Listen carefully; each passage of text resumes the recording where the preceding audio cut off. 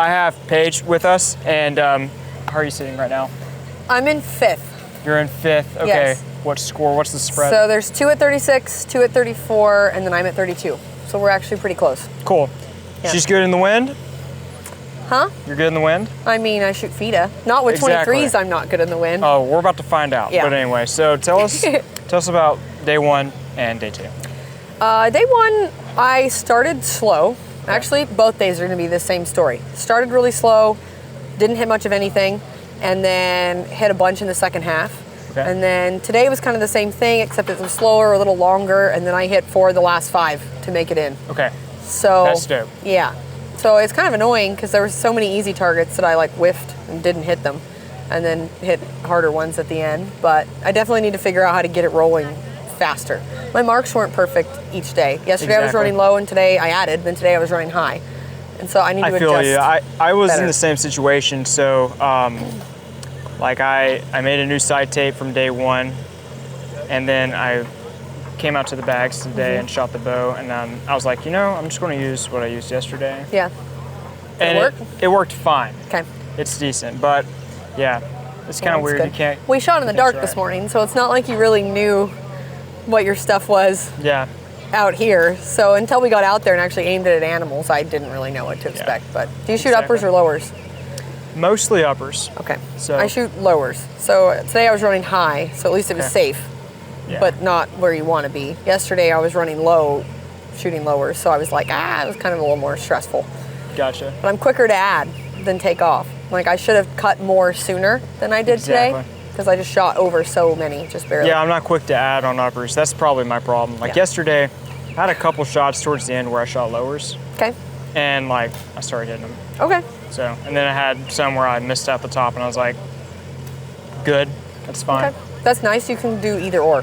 Yeah. Like I want to get to that point. I've been practicing uppers, but I just still suck at them. Yeah. I don't hit them. It's fair. I was trying to aim like that side of the IBO and then add a yard and like rise in. But even I don't trying, know about that. It works. But my brain doesn't want me to aim there. Like as soon as my bow fires, it throws me to the lower. Oh, does it? Yeah, because I've only ever shot lowers for all these years. Right. So I need to like do a lot of practicing trying to aim at uppers so my brain will like be okay with it. Yeah, exactly. Yeah. So as far as someone that wants to shoot in the ASA and has never done it, what would you recommend? I think having a clear sight picture is one of the most important things.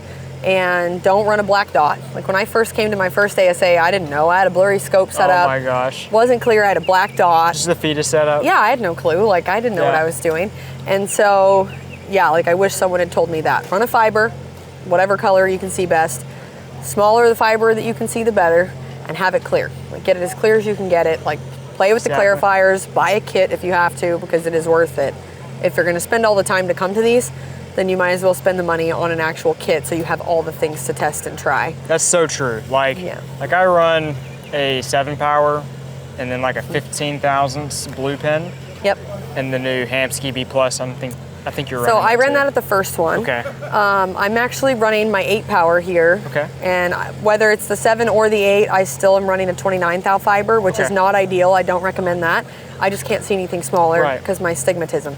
Sure. So I'm running that not by choice, just by need. And then blue fiber as well.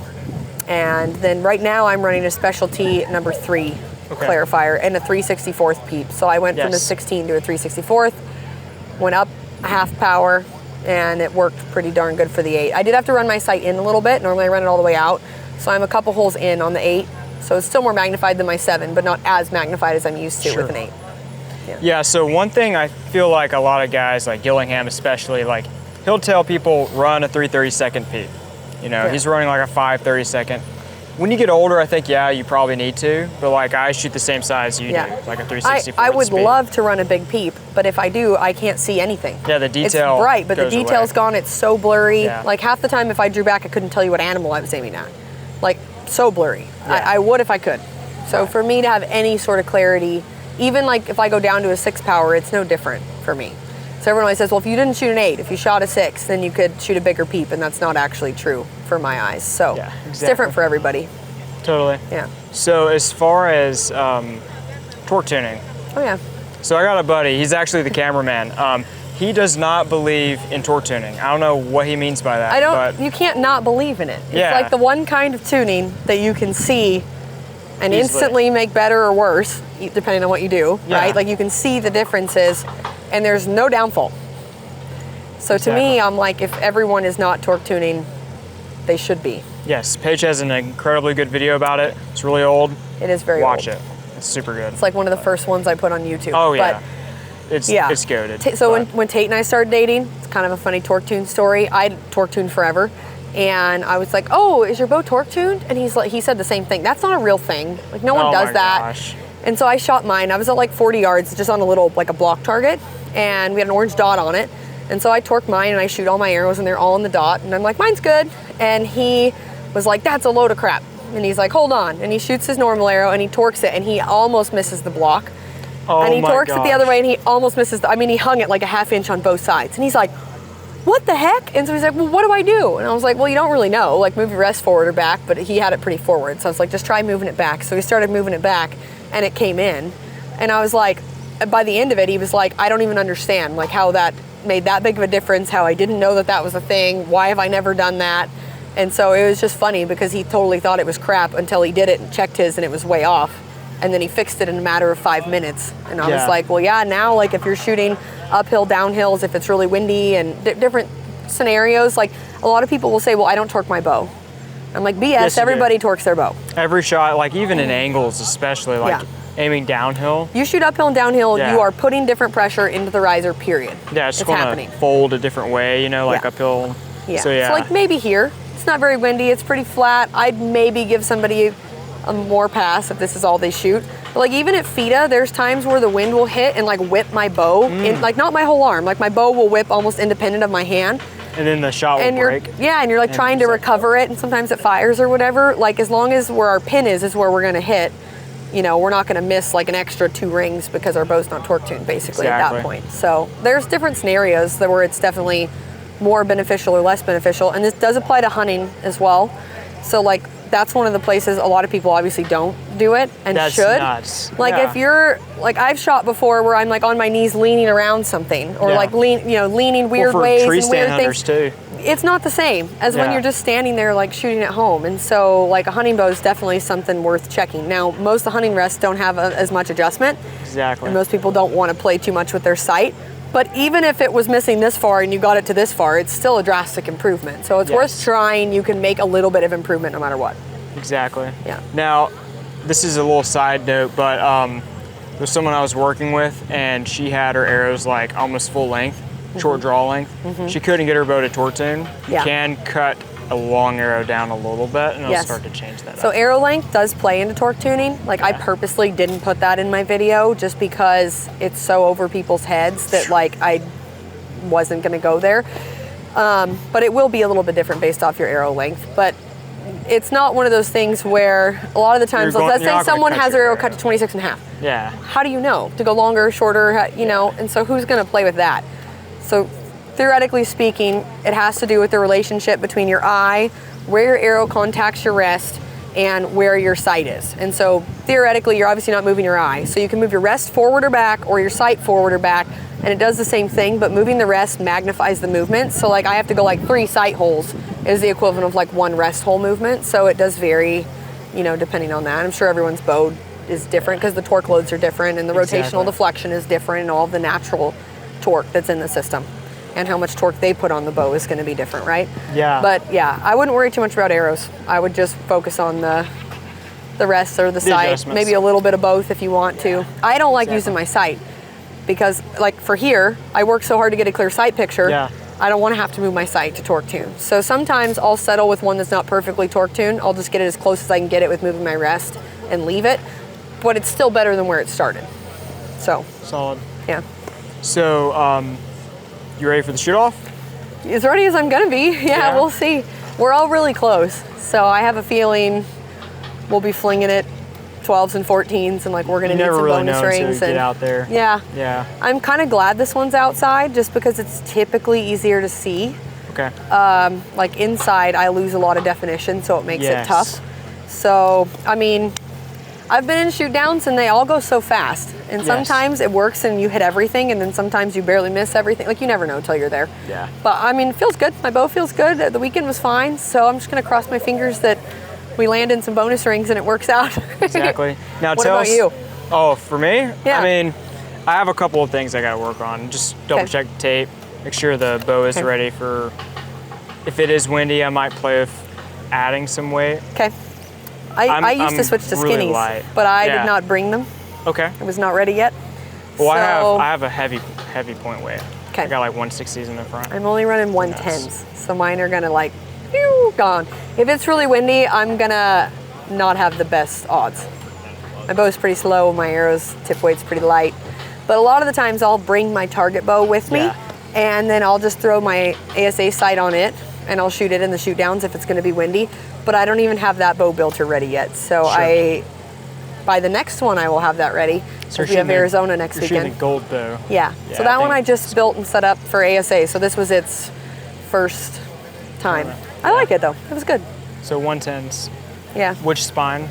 475s. That's why. The 23s? Yep. Super Drive 23s? Yep. 475. They're cut pretty much to the rest. Gotcha. I think they're like 26-ish. Yeah. Yeah. Solid. Yeah. I can't run too heavy or I can't clear 50 yards. Oh, okay. Yeah, I have a pretty low peep height. That so makes I sense. struggle with that. Like my outdoor arrow small arrow weight is normally like 320 to 330. And so like my old ASA arrows came in at like 370. So I was like barely clearing at that. These are like 340 something ish. So I mean, I still have room, but I didn't play a whole lot with the tip weights. When I did, they shot better as I decreased tip weight because the spine was weaker. So I was just like, well, all right, I'm just gonna run that. And I liked it. If I went to the 375s, the arrow itself would be heavier grains per inch, and I would end up running more tip weight, probably to find the same forgiveness. So I kind of was like, ooh, I'd rather have the lighter ones work, just, you know, so I have a little bit of speed and I can clear 50 without clipping my sight. What kind of speed are you getting? 255-ish, probably. That's not fair. a lot. It's not, you don't need a lot. No, shooting known, it's not as critical. Just have a good side tape and a really consistent anchor, peep reference. Yeah. If you're running that speed with a Gillingham size peep, good luck with that. Yeah. In my opinion. Yeah, for sure. Anyway. So, well, as far as your build for like Arizona Cup, arrow-wise, what are you thinking? I think I'm gonna run the Parallel Pros. Okay. Yeah, and a 520 with 120 up front. Okay. So those arrows are built at least, and I just have to build the bow. So I'm gonna, I think, shoot the same bow that I shot for indoor. So I put new strings on it because they'd been on it since last season, like last outdoor season. So I put new strings on it, and I just got to go back and play with weights and then get it tuned. And the nice thing for Arizona Cup is, from a preparation standpoint, I don't need to sight tape. So it's like I can tune right up till the point I leave. I don't have to worry about being sighted in or having marks and all that stuff. Like here, at some point, you've got to quit messing with stuff because you've got to get a tape. Yep. For that, not so much. So all next week will pretty much be building that bow, getting it to aim, and on every bow I do micro stuff, playing with draw length and peep height and D-loop length and all the things just to make it feel good and aim good and all of that. So it'll probably be a couple days of that linked with tuning, and then hopefully finish that up, wrap it up with tuning. And then I don't fly into Arizona Cup till Friday. I'm slacking, so I'm flying in on practice day. Nice. But it's close enough I can. Yeah. So we'll see. Cross our fingers. Are you shooting that? I didn't register. Okay. But I could.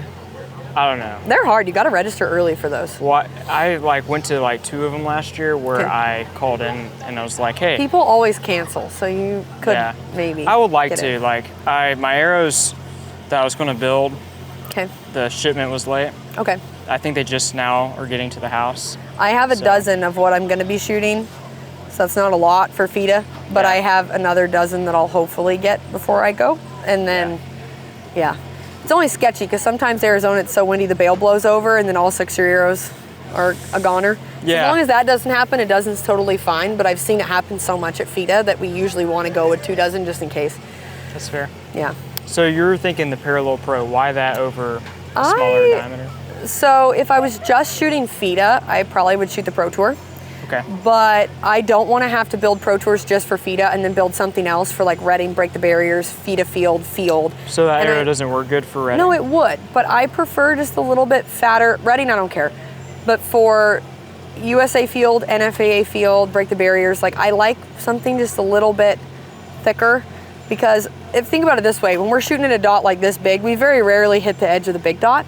But for NFAA field, when we score the X as a 6, there is a lot of arrows where you're like, ooh, maybe, maybe not over the course of the weekend, which can be a drastic difference in your score. And so I always just found that I liked, you know, the little bit fatter arrows for that. I didn't see any really negatives to wind drift or forgiveness or anything like that. And so because the weight's there. Yeah. So I choose those. Like the only place that I maybe wouldn't want to run the Pro Tours would just be like those couple events, but those are the ones that mean the most to me. So I'm like, well, I'd rather just have one arrow build instead of have to tune 2 different things and have them set up. So I kind of just choose those for everything. Smart. Yeah, makes it a little bit easier. I might have to try them. They've been shooting really good. Yeah, I've got like 470 Pro Tours right now. That's probably good. They're my favorite. Yeah. But we'll see. Oh, that's awesome. Anyway. Well, good luck later. Yeah. Hopefully we both do well. Yep. Thanks, guys. See you later, guys.